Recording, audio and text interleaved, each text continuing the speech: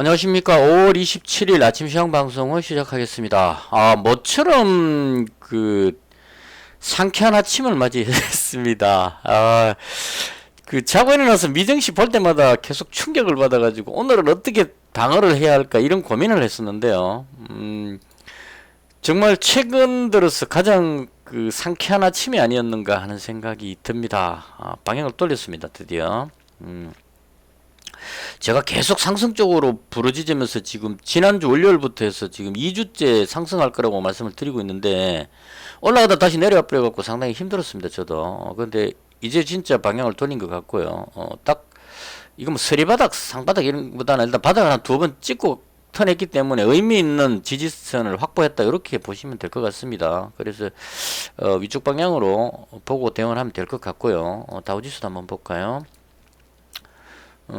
나름 괜찮게 올라갔죠. 방향을 돌렸고, 그 다음 독일 증시도 방향을 참 잘 돌린 것 같습니다. 그래서 해외 증시 상황으로 괜찮아 보이고요. 그 다음 중국 증시도 중국 증시 코로나 이야기도 좀 조용해졌죠. 그래서 이제 뭐 특별한 악재가 없는 걸로 보면 될 것 같고, 이제 하나 남은 러시아 우크라이나 사태가 남긴 했습니다. 근데 제가 봤을 때 러시아 우크라이나 사태는 어떻게든 끝이 날 걸로 예상을 합니다. 이렇게 계속 갈 수는 없을 겁니다. 서로 간에 여러 가지 다양한 어떤 그 뉴스들이 나오곤 있는데 큰 흐름으로 봤을 때 이게 3차 대전으로 갈 것이냐 아니면은 전쟁이 끝날 것이냐 뭐 휴전을 할 것이냐 둘 중에 하나를 선택해야 되는데 3차 대전까지는 뭐 가지 않을 것 같습니다. 푸틴이 아무리 뭐 나이도 먹고 했다고 해서 뭐 2판 4판 다 죽자 이렇게 할 것 같지는 않거든요. 그래서 일단 3차 대전만 아니라면 전쟁은 끝날 것이다. 그렇게 예상을 해봅니다. 그러니까 러시아가 지금 동부 돈바스 지역을 아주 강하게 밀고 들어오는 이런 느낌이고 우크라이나에서 나오는 뉴스 보면 힘겹게 버티고 있다. 뭐 치열한 전투 이런 단어들이 나오고 있습니다. 그래서 현재 우크라이나가 밀리는 것 같은데 그것도 또 길게 보면 러시아가 돈바스 지역을 밀고 들어와가지고 수도 키이우까지 밀고 들어가서 우크라이나를 점령하는 것은 불가능에 가깝습니다. 왜냐하면 워낙 멀기 때문에. 그래서 러시아가 추구하는 것은 돈바스 지역 쪽하고 그다음 남쪽에 마리우폴을 비롯한 남쪽 지역 해서 크림반도까지 이어지는 이 라인을 확보하겠다는 게 목표로 보여집니다. 그래서 돈바스 지역을 확실하게 조금 더 땅을 넓혀가지고 거기다 이제 방어선을 구축하고 그럼 이제 휴전 협상 같은 걸 하게 되겠죠. 그래서 최종적으로 지금 러시아가 점령하고 있는 지역을 그냥 먹겠다 이런 의미인 것 같고 더 밀고 들어가도 러시아도 답이 없을 겁니다. 자꾸 밀고 들어가서도 보급선이 길어지면 중간에 잘려 가지고 위기를 당할 수도 있는 특히나 지금 우크라이나가 서방의 미국 무기들 중에 강력한 무기를 지금 계속 지원받고 있기 때문에요.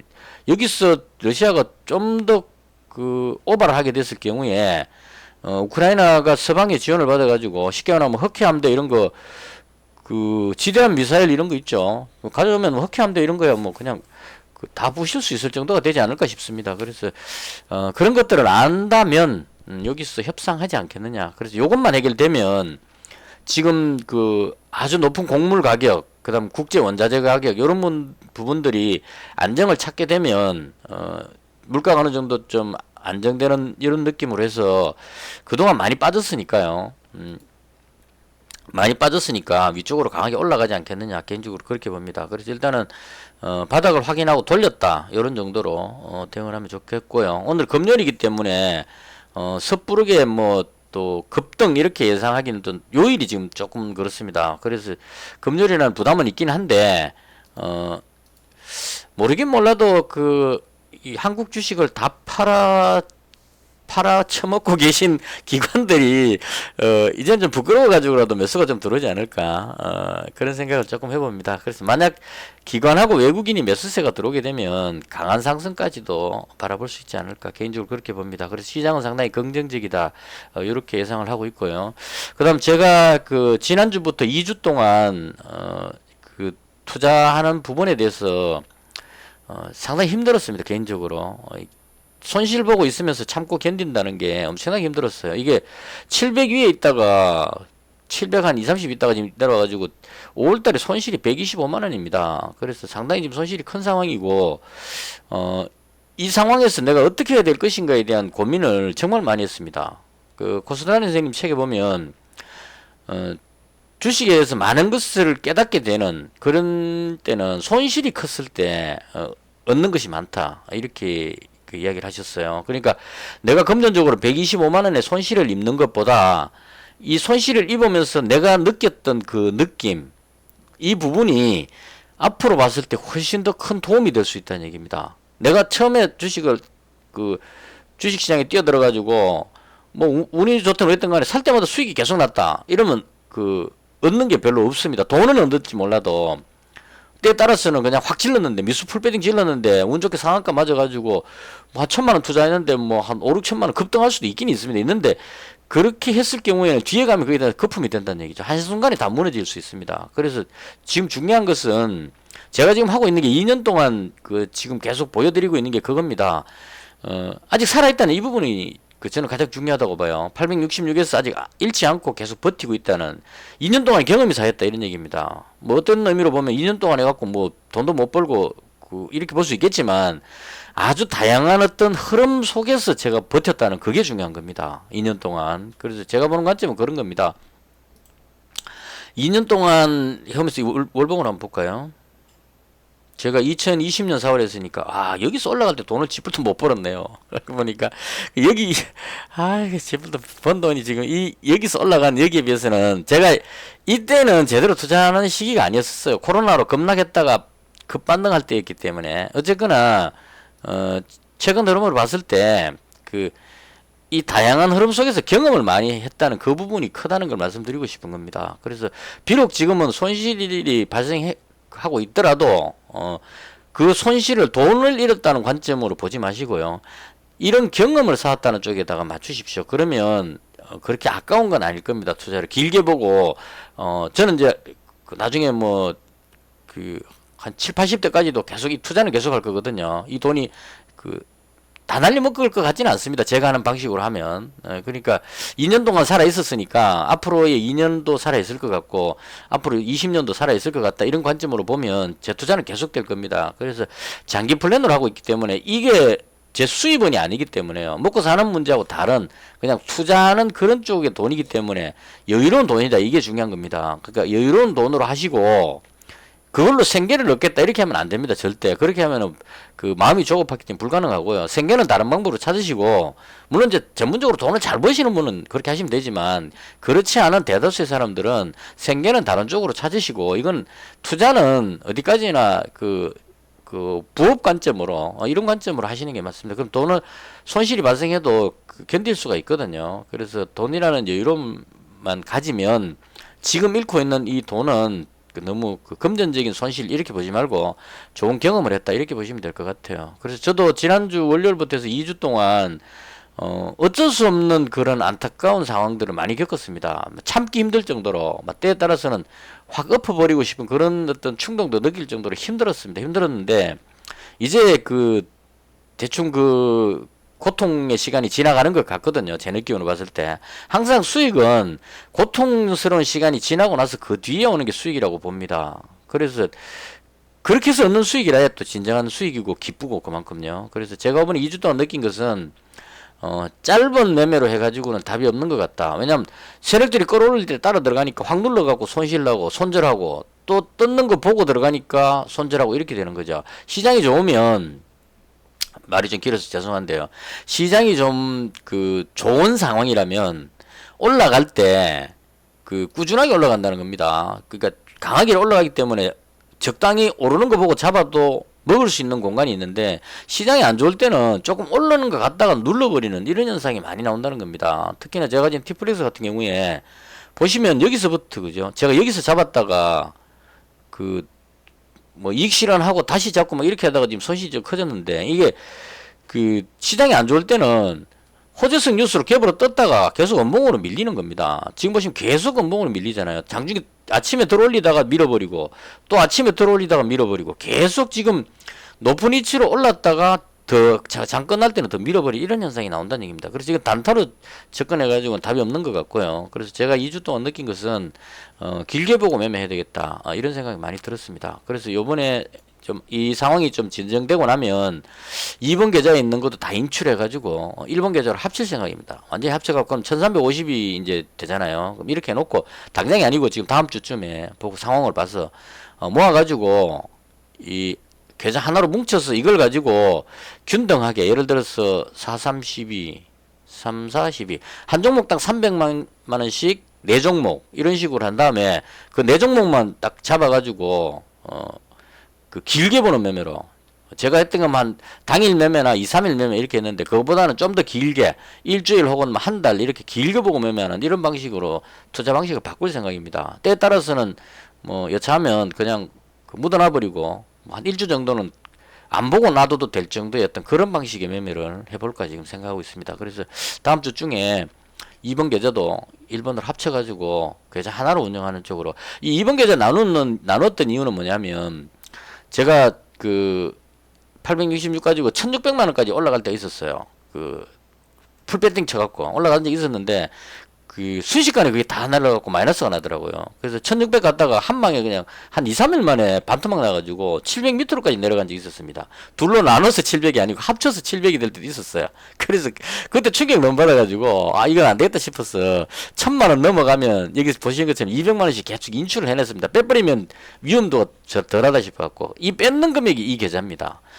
빼놨는 600만 원을 가지고 또 매매를 좀 했는데 운 좋게 수익이 나갔고 현재 708만 원으로 그 이제 멈춰놓은 상태입니다. 시장이 안 좋아서. 그래서 이걸 이제는 몰빵 해갖고 어떤 위험한 이런 쪽은 어느 정도 좀 연습이 된 것 같아서 그 상황이 되는 대로 합쳐가지고 계좌 하나로 운영하는 좀 길게 보는 매매 쪽으로 그렇게 하는 모습을 보여드리도록 하겠습니다. 그 이번 2주 동안에 제가 느낀 경험, 나름대로 느꼈던 부분을 말씀드렸고요. 그 다음 종목 부분인데 제가 가지고 있는 종목이 T플렉스하고 동일 제강입니다. 마찬가지로 오늘 금요일이고 뭐 어떻게 될지 모르겠지만 일단 홀딩할 생각입니다. 이 종목은 적어도 그 이 정도 혹은 여기 정도까지 갈 때까지는 홀딩한다는 생각으로 물론 이제 비중이 높으니까 조금 올라가면 비중은 조금 줄이고 싶은 생각은 있어요. 한 종목이 이렇게 들어가면 안 되니까 200만 원씩 한 종목씩이니까 만약에 올라간다면 한 200만 원 정도는 빼가지고 종목 하나를 더 매수하는 쪽으로 지금 제가 640이니까 200만원씩 세 종목 이렇게 되겠죠. 이렇게 해서 연습을 해야 나중에 합쳤을 때 1300만원 가지고 300만원씩 네 종목 뭐 이렇게 운영할 수가 있을 것 같습니다. 이건 돈이 커져가지고 뭐 1억이 되든 2억이 되든 뭐 이렇게 커졌을 때 일정한 비율로 종목을 나눠 가지고 매매하는 이게 맞지 않을까 싶어서 그래서 일단 T플렉스는 만약 상승하면 한 200만원 정도는 빼가지고 다른 종목 하나를 더 편입시키는 이런 쪽으로 할 생각이고요.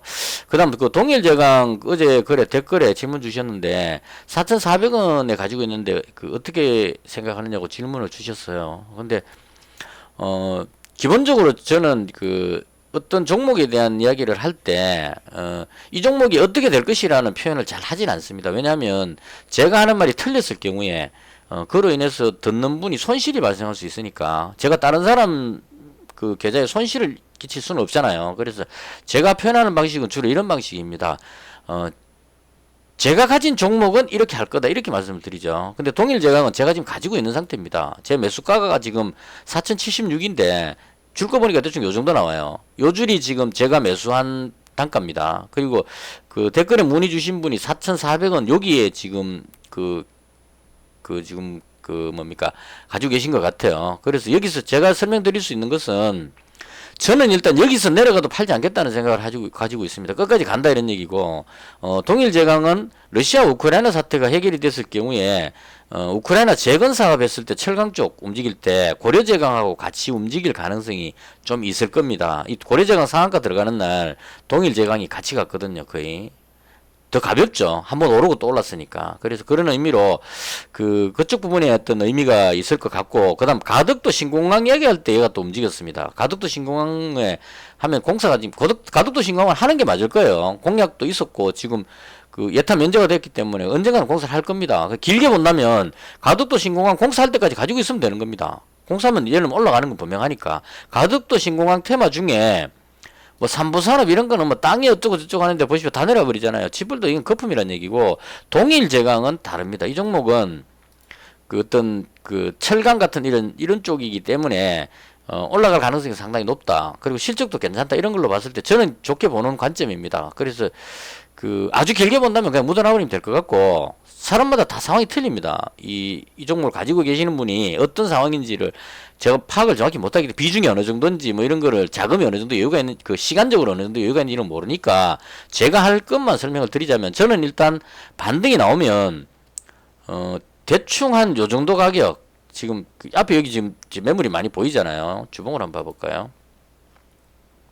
4,500원쯤 오면 왠지 여기 지금 많이 몰려있기 때문에 약간 쉴 것 같은 느낌을 준다는 거죠. 그래서 개인적으로 봤을 때 한 4,500원 정도 오면 반 정도는 덜어낼 생각입니다. 이 시즌에. 왜냐면 이제 더 갈 수도 있겠지만 단기적으로 봤을 때 이 정도 하면 어느 정도 왔기 때문에 4,500원 정도면 반 정도를 줄이겠다는 얘기죠. 왜냐면 200만원 가지고 있으니까 반 정도 팔아서 다른 쪽으로 옮기는 쪽으로, 그 반은 여기 정도 가면 판다면 대충 이런 느낌으로 지금 현재 구상하고 있습니다. 이것도 물론 이 상황이 좀 며칠 동안 움직이고 나면 계획이 또 바뀔 수도 있습니다. 목표치가 올라갈 수도 있고 내려갈 수도 있고. 근데 일단 현재 생각은 그렇다는 얘기고, 4,400원에 지금 만약에 물려있는 상황이라면 꼭 탈출해야 되겠다 싶으면 저 같으면 주문을 4,400원에 주문을 넣어놓습니다.